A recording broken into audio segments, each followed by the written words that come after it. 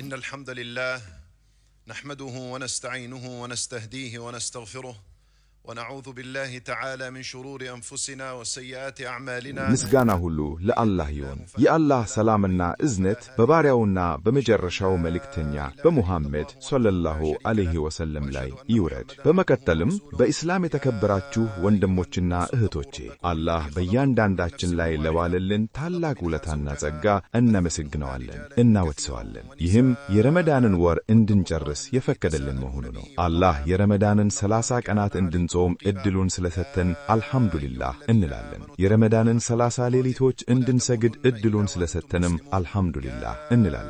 እንዲሁም በረመዳን ቀንና ሌሊት ቁርአን በመቅራት አላህን በዚክር በማውሳት ሰደቃ በመስጠትና አላህን ደስ የሚያሰኙ ተግባራትን በመፈጸም መልካም ሥራዎችን እንድንሰራ ስላገዘን አላህን እናመሰግነዋለን። ከሁሉም በላይ ደግሞ አላህ ሥራችንን እንዲቀበለን እንለምነዋለን።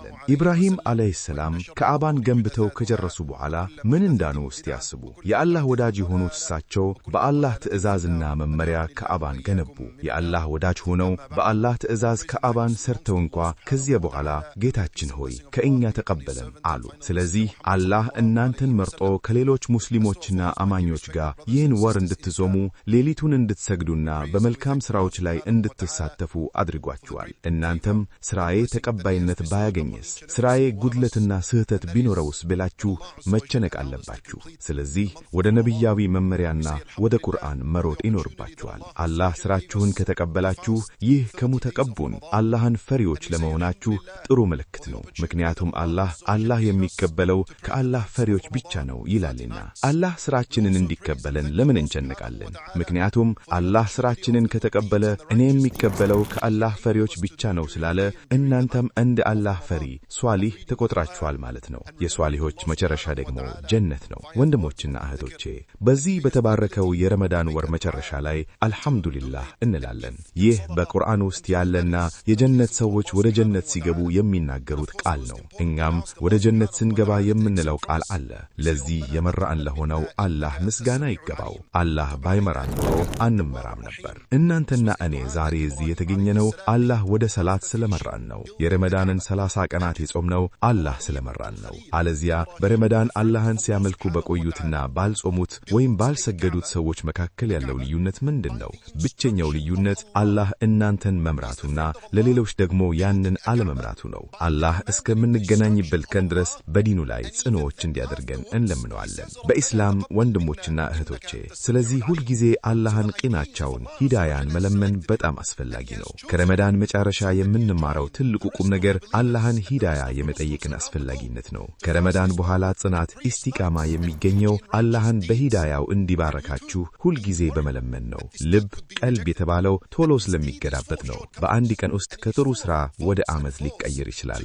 ስለዚህ ልቦችን የሚገላብጠው አላህ ስም ልቤን በዲንህ ላይ አዝናልኝ ብላችሁ ዱዓ አድርጉ።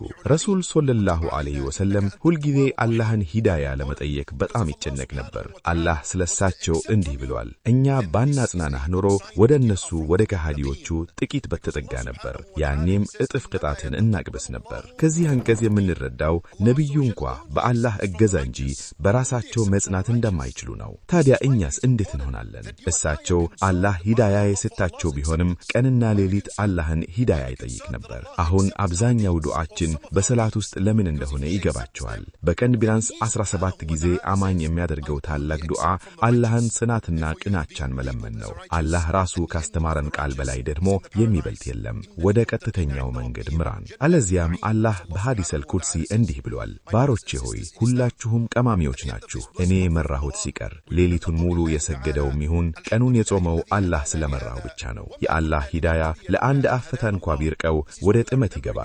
የጥመተኞች መጨረሻ ደግሞ አስከፊ ነው። ብዙ ሰዎች ከረመዳን በኋላ አምልኩ ላይ እንዴት እንጽናለን ብለው ይጠይቃሉ። ይህ አዲስ ጥያቄ ነው። ሰሃባዎች ረሱልን እንዲህ አይጠይቁም ነበር።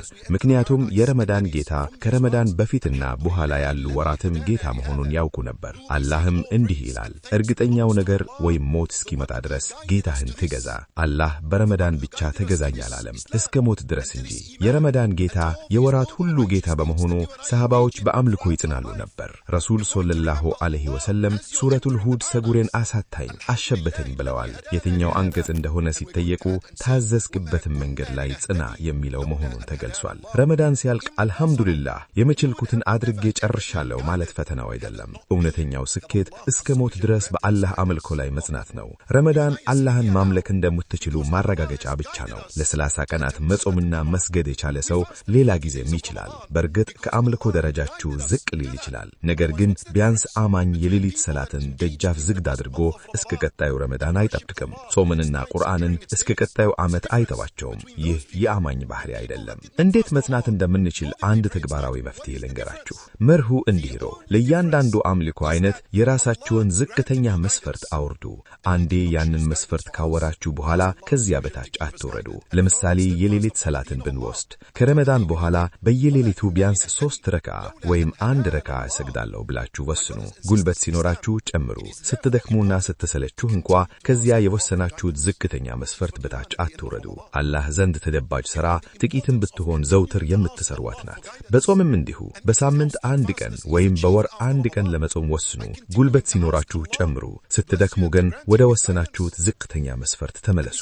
አብደላህ እብን አምር ረዲየላሁ አንሁ በወር 3 ቀን ይጾም ነበር። እችላለሁ ሲል ነቢዩ በየቀኑ እንዲጾም ፈቀዱለት። ካረጀ በኋላ ግን የረሱልን ምክር ቀላል የነበረውን በወሰድኩ ኖሮ ብሎ ተመኘ። ምክንያቱም የጀመረውን መተው ስለማይፈልግ በስተረጅናው በጣም ይደክመው ነበር። ስለዚህ አቅማችሁን አውቃችሁ ጀምሩ። በዚክርም ረገድ ቢያንስ አያተል ኩርሲይን ጠዋትና ማታ ይቀራለሁ ብላችሁ ጀምሩ። ጊዜ ሲኖራችሁ ጨምሩ።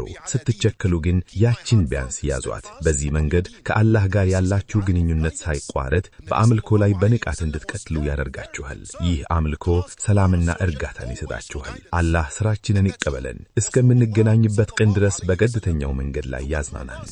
عباد الله إن الله يأمر بالعدل والإحسان وإيتاء ذي القربى وينهى عن الفحشاء والمنكر والبغي يعظكم لعلكم تذكرون فاذكروا الله العظيم الجليل يذكركم واشكروه على نعمه يزدكم ولذكر الله أكبر والله يعلم ما تصنعون.